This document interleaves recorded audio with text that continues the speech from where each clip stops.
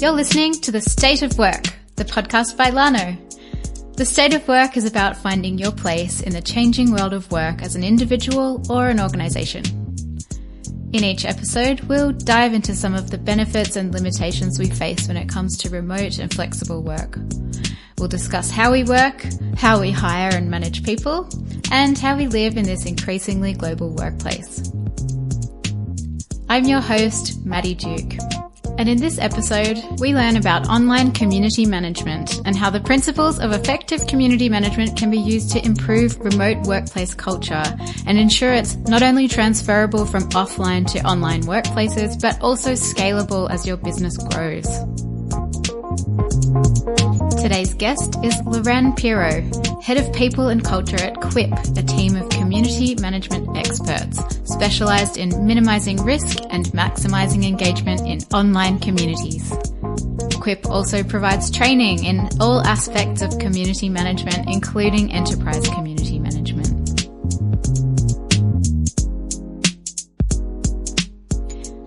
The State of Work is brought to you by Lano, an important tool for building and scaling remote teams. Lano makes it easy to hire the best talent on the planet, wherever they may be. Hi, Lorraine. Thanks for joining me on The State of Work. Hi, Maddie. Thanks for having me. It's our pleasure. So, you're the Head of People and Culture at Quip, which is Australia's leading team of online community managers and a business which has been fully distributed for, is it 10 years? Yeah, so the unusual thing about Quip is we were established as a fully distributed team. So we never had a head office and then transitioned into remote work. We started as 100% distributed team right from the get-go. We actually also started as 100% internationally distributed.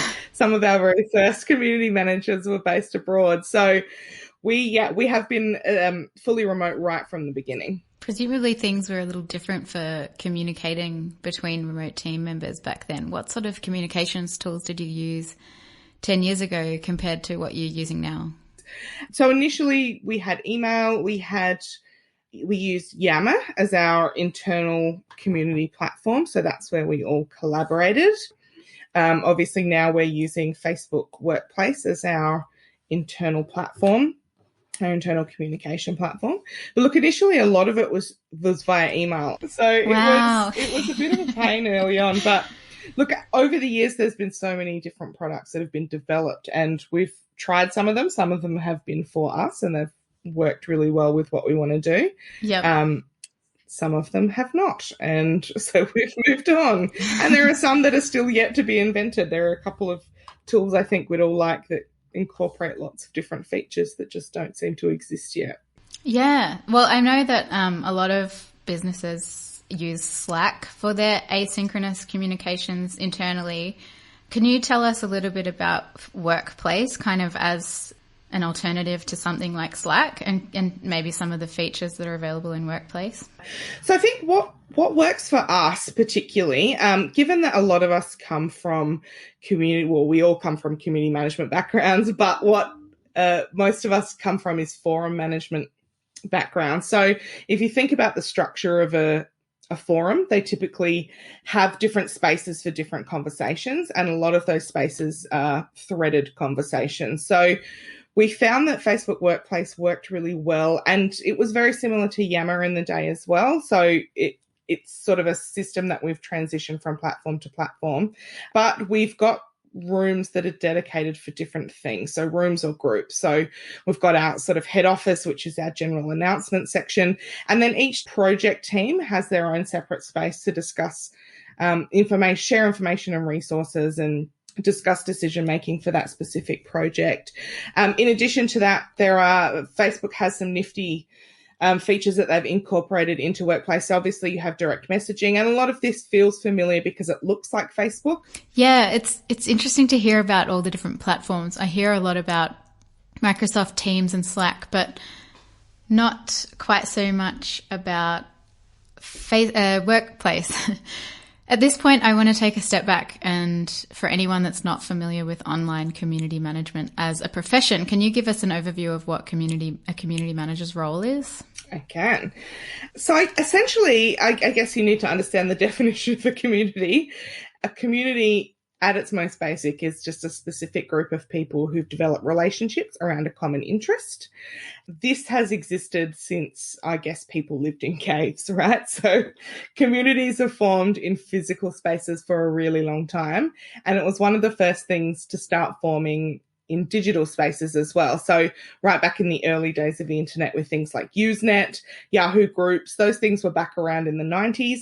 And people coming together around common interests have always been a thing in digital spaces. So for some of us that have worked in online communities for a really long time, we started out with things like moderation of various, there is a community for literally everything. So I think some of us came from travel forums. I myself came from music-based forums, and some of us came to it through other areas. But for those who have an interest in online communities before it became synonymous with social media, it did mean that sort of forum-based community where there was a dedicated space for people to just discuss one interest or form around a shared theme, rather than something like social media where everyone has their own individual page and you come to their page to interact.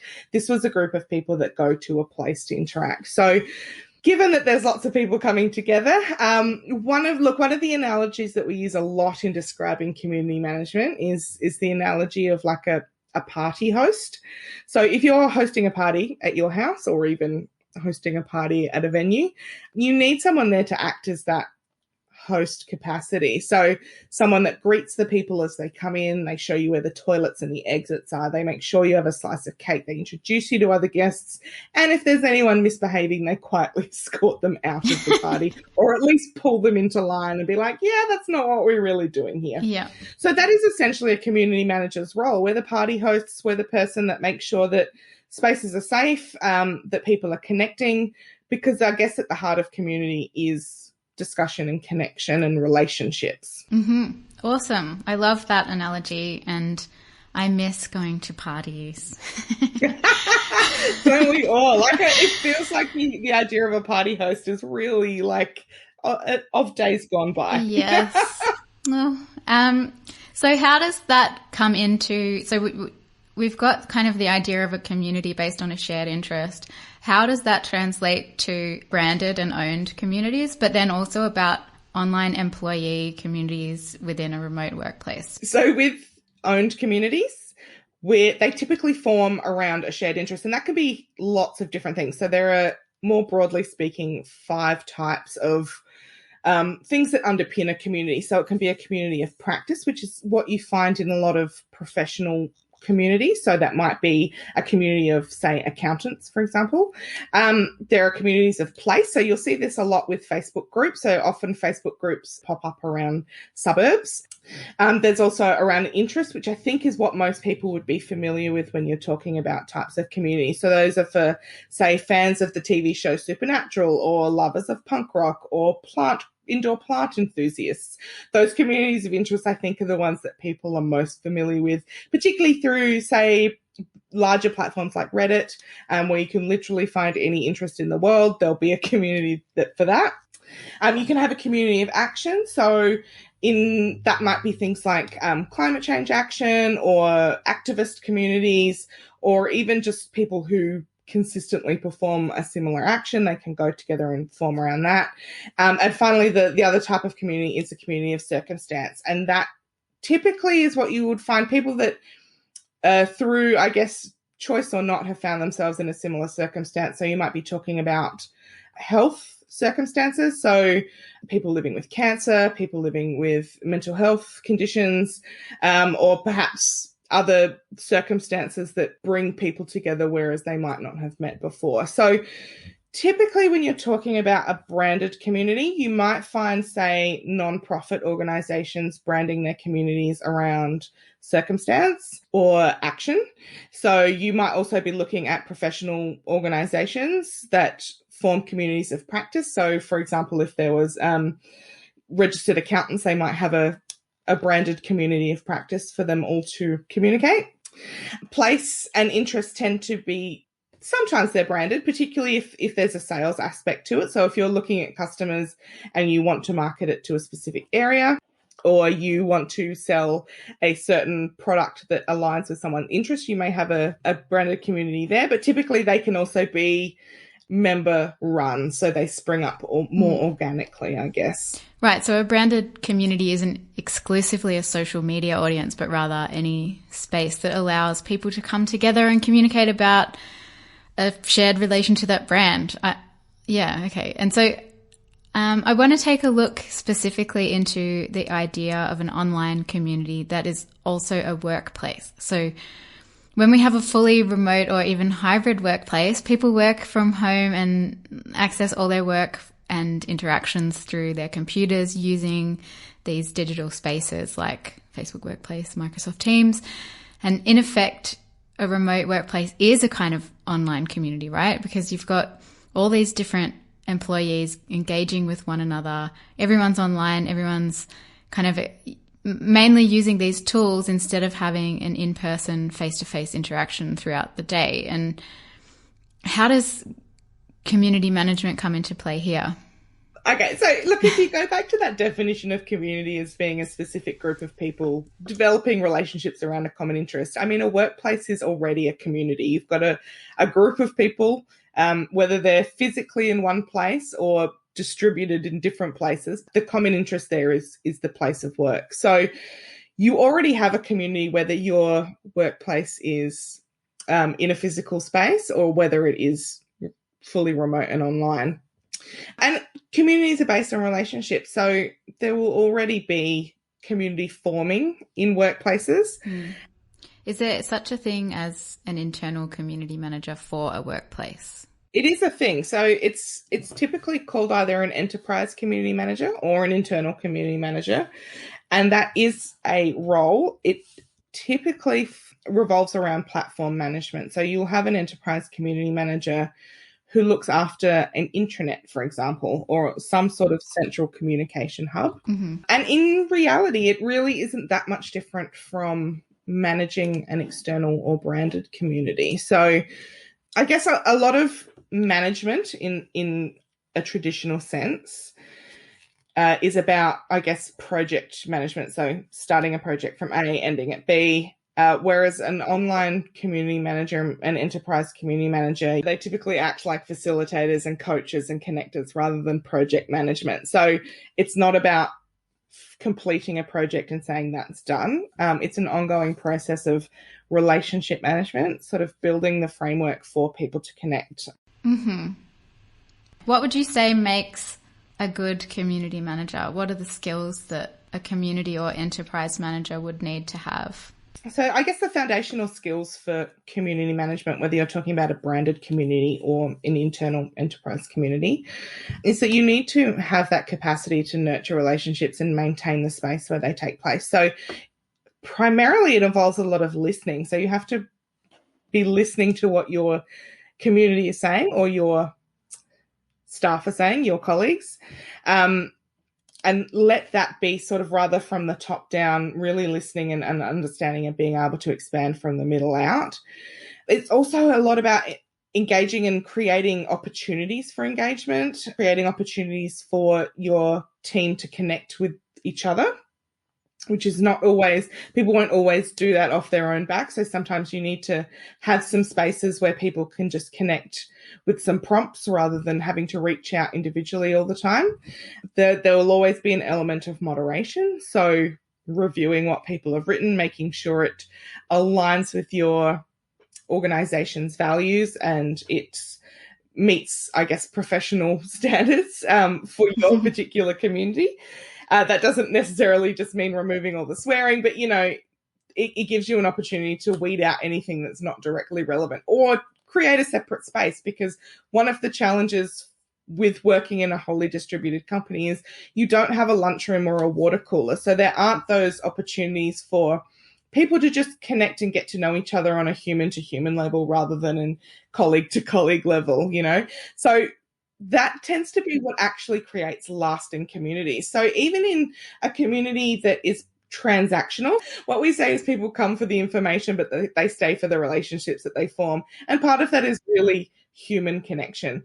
So being able to create a space for that online is really important if you're talking about a remote community. And I imagine it's one of the challenges for organizations that have gone from a physical office or a physical workspace to a fully remote or a digital workspace because of COVID. It's a real difficulty in trying to create space for those non-work discussions to happen. And it's a really important part of online space. So it's not there about efficiency. We don't want people to be mucking around and DMing each other memes or jokes or, calling out and making each other laugh. Those are the things that make a workplace culture work. So being able to convert that into online spaces is a challenge, but it's also a really important thing to do. Absolutely. And I think you're right there that it's probably been quite a challenge for some workplaces to translate their in-person culture to an online space, particularly if they haven't had the chance to do it intentionally. One thing that I've heard a lot of workplaces are doing is to create an alternative to the watercooler chat. So keeping a chat open all day that anyone can join and say hello, or maybe a Slack channel to check in with everyone for non-work conversations. Do you think that's enough? It's a good question. So I have actually seen what other organizations have been doing, and I think it comes down to, one, the culture of your workplace to begin with, and two, the size of your workplace. So for a smaller organization, it's easier for things to develop organically just in a shared space.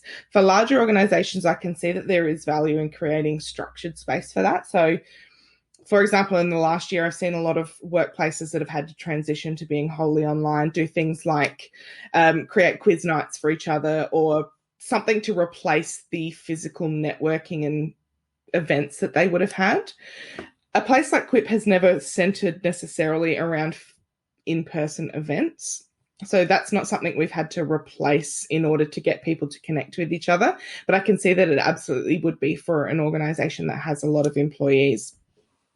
For us, just having the space alone is enough, and to make sure that we're actively contributing to that space and not just letting it wither away. So when you do have an online community, building it is not enough. There's that movie, The Field of Dreams, where it's like, if you build it, they will come. That doesn't actually happen in online spaces. You can create a space, but if no one's going in there and using it, it just withers away and dies. I mean, the internet is literally a graveyard of failed communities.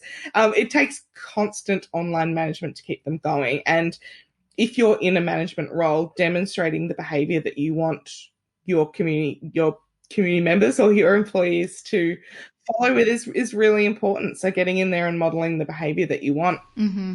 So if you want people to be connecting and sharing socially, make sure that you are either sharing yourself or that you're creating opportunities for people to jump in. What do you think about when someone's maybe having a bad day, and usually, or let's not say usually, but maybe in an in-person office, you might walk in and you're looking a little bit sullen or a little down, and someone might see it and notice and say, hey, do you want to grab a coffee, and say, hey, how are you going?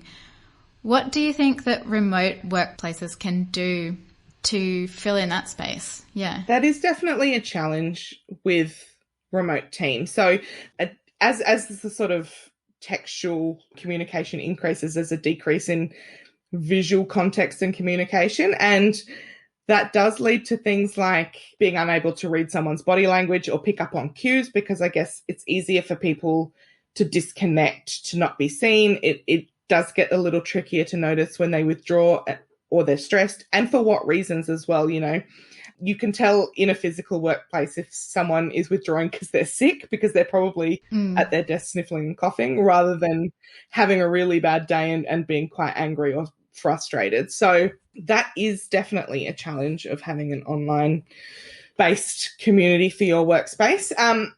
One of the things that we have implemented for that reason is that we do pulse checks. So at the moment, we're using a platform called Lattice. We've used different ones in the past, like 15.5, but we do pulse check. So we ask our team to just check in and answer a couple of really simple questions every week, or if they don't work with us that frequently, we may extend the time frame, but just to let us know what's going right for you, what's going wrong, give you a space to let us know if something's not going right without necessarily having to engage a lot until we notice.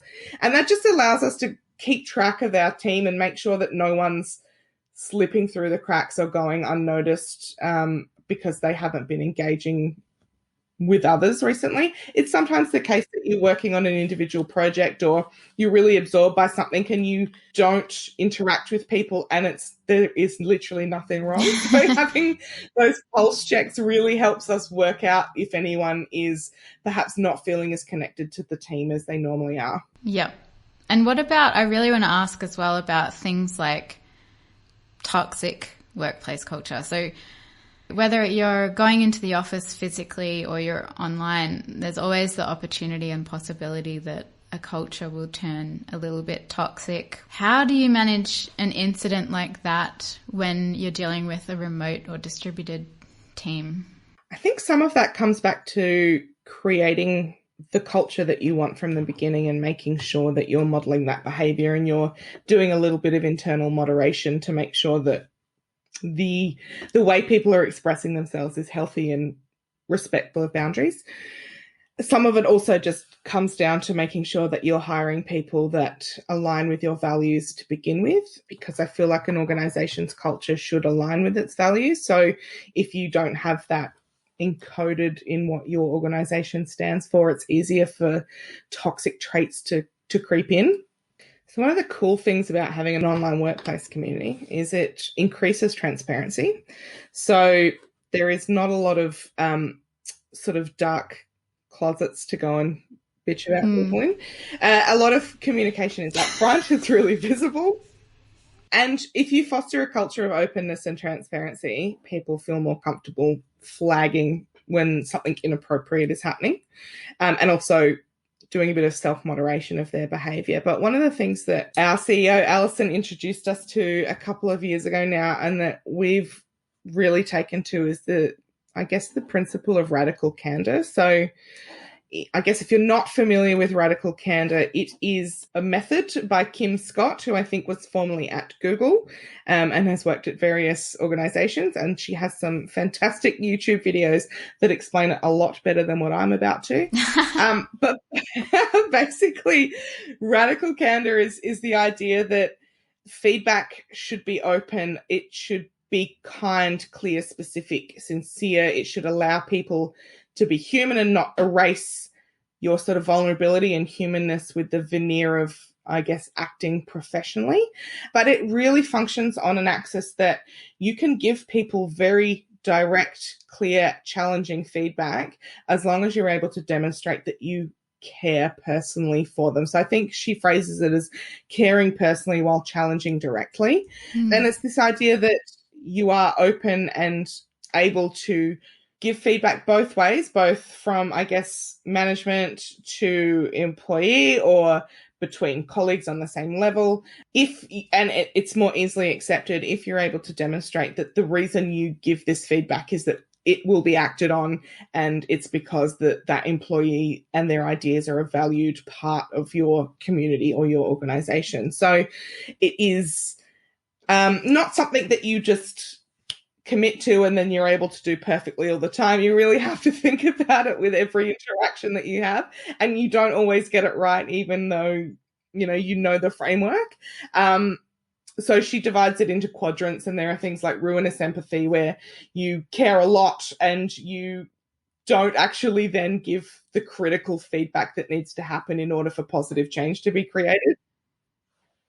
So look, yeah, we're all guilty of that one. It's where we're like, no, everything's great, you're doing a great job, and meanwhile that person is actually really letting down the team on one certain area. And it's really difficult for people to give feedback. I feel like people say they're able to receive feedback, but they do find it challenging to give feedback. It's hard to give people hard truths about things, particularly when they're there's room for improvement. There's things they need to be doing better. So we do work to that, and it is definitely something that is a challenge for all of us to continue doing. I think we're all pretty kind, friendly people, and it's really tough to let people know that. But at the same time, I think Quip particularly have been able to demonstrate that we do care about you individually. I mean, we have modeled this behavior. We've made sure that we've got lots of things set up that show that, yeah, there might be times where we give you some really hard feedback, but we're also demonstrating that we support you and we're here to nurture your development and provide you opportunities and respect your boundaries. So being able to balance feedback and the respecting of boundaries and showing that you care is the key to making sure that people don't just constantly feel like they're being picked on. Yes, there's nothing like being told this isn't good enough, but then being given no assistance to work on that thing, or as you say, not being told at all. Yeah. Feedback can be hard to take, but it's so important, and it makes such a difference when it comes from a place of understanding and empathy. The State of Work is brought to you by Lano. With Lano, it's easy to build the best remote team on the planet. No matter the size of your business, you can hire and pay employees in more than 150 countries. From full-time to freelance, the Lano platform has everything you need to grow your global team. Check out our global hiring guide by visiting lano.io. What would your advice be to people who are managing culture in a workplace that has shifted from an in-person space to an online or remote space? So I think we saw this happen a lot over the past 12 months, where there were a lot of workspaces that by necessity had to transition into being exclusively online or partly online. And that was a challenge, not just on the technical side of needing to find ways of communicating with each other, but needing to find ways to keep your workplace functioning and going and keeping people connected when it became online. So I think part of that is really needing to understand what your organization's values are and how they are translated and through communications, and that needs to be across a range of communications. So, for example, at Quip, one of our values is flexibility. So we make sure that in all the things that we do, it's flexible, and part of that means being open to asynchronous communication. In a workplace, often you have people standing side by side, working together. Online, it becomes a little different. So you can't, I guess, physically be typing side by side. There does need to be some adjustment to working asynchronously, where perhaps someone responds and a person doesn't necessarily respond immediately. They take their time to go and work on that project and come back to it. So being able to adapt to working asynchronously is really important.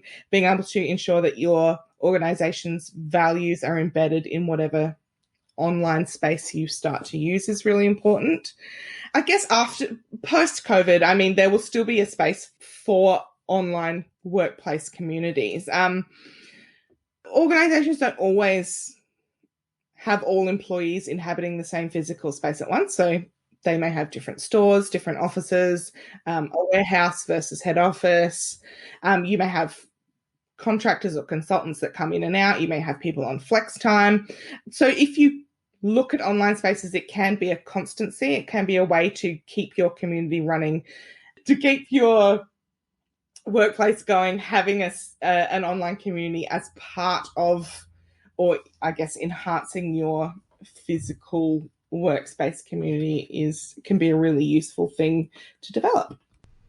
Great. I love that you point out that point you make about embedding your organizational values in whatever online space you're using, because essentially that's it, right? In a physical office, you have a lot more indirect touch points that allow you to get a feel for what the office culture is like, and bringing that online takes a bit more of a dedicated and conscious effort than it might seem. So in your role as Director of People and Culture at Quip, a totally distributed team, what are your biggest challenges? Look, I think one of the challenges is the need for constant management of teams. I guess, as I mentioned, like if you're not actively managing a space, it can disappear really quickly. So part of that is not just creating stuff that's new and exciting, which is definitely the fun bit, but then going back and making sure that the things that you've built are still functioning as you want them to, that people are still engaging the way that you want them to, that they still have that connection to the company and to each other. Mm-hmm. There are always going to be some unique challenges to working with a distributed team, but there are also lots of great things. I mean, it definitely breaks down silos. I know a lot of organizations tend to form little sort of information silos around their department or their specific team, and they don't always collaborate really well. I think one of the awesome things about online communities and about being like a people and culture person is you get to break down those boundaries and connect teams to each other, and that does amazing things for organizations. You get to sort of harness brain power and coach people to work with each other. And when those things happen, that's where innovation happens. Do you think that it's important to be aware of different people's ways of working? Absolutely. So literally everyone has a different communication style. Sometimes you can group them more broadly together. But also, in addition to having a communication style, people have a lot of communication preferences. Some people want email only. Some people will communicate heavily via a direct message or some sort of Slack version. Some people love to get on phone calls. Some people absolutely hate it. Some people love to have their camera on during meetings. Some don't. So it's a bigger challenge the bigger your organization gets. So with a smaller organization, you tend to familiarize yourself with how your colleagues communicate.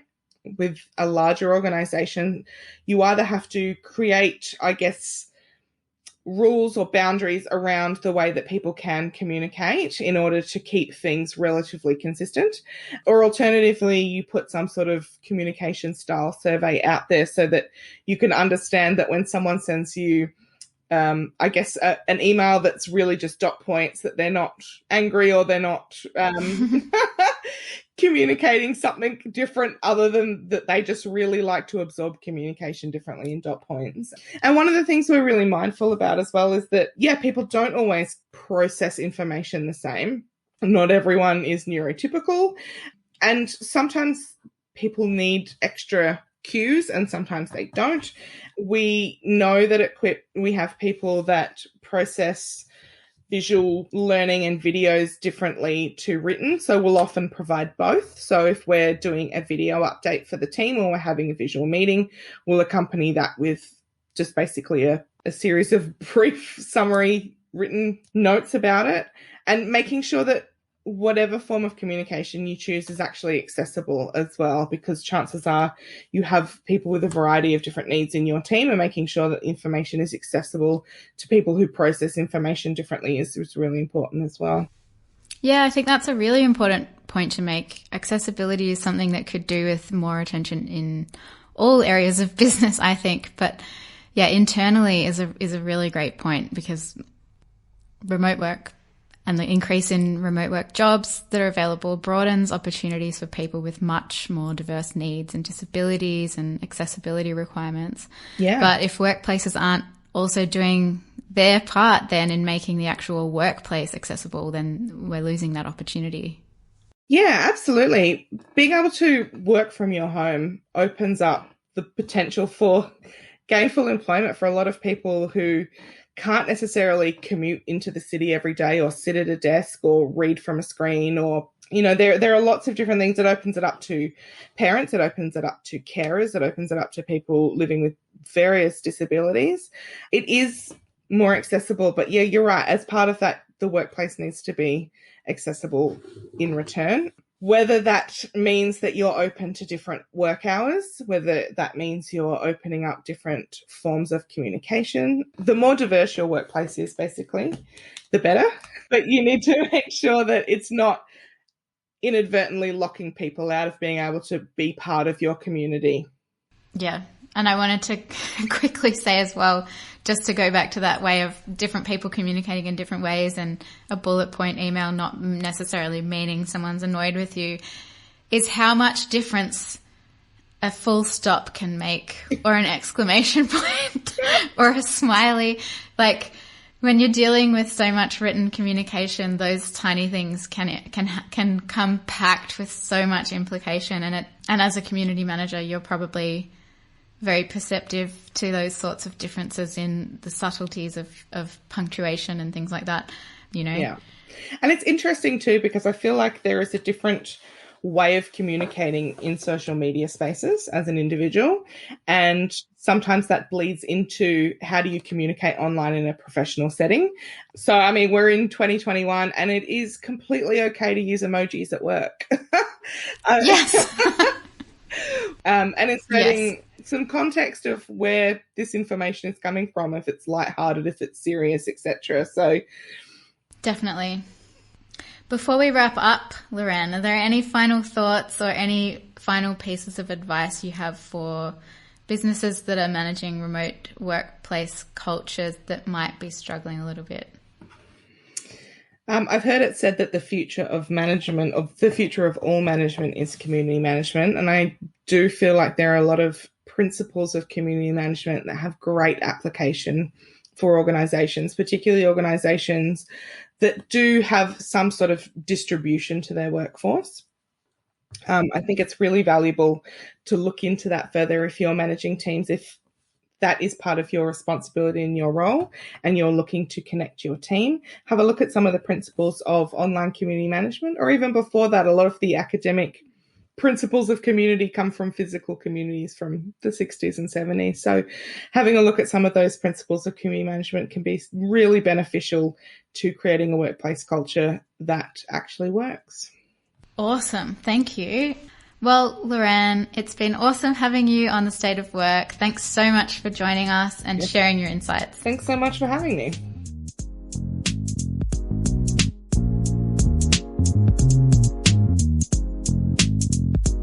The State of Work is available wherever you listen to podcasts. You can also find us on Instagram or Twitter by searching for The State of Work. Make sure to check out our show notes at podcast.lano.io for more information on anything we talked about in this episode, or to find out how you can get in touch with the team at Quip or the team at Lano. Thanks for listening, and see you next time on The State of Work.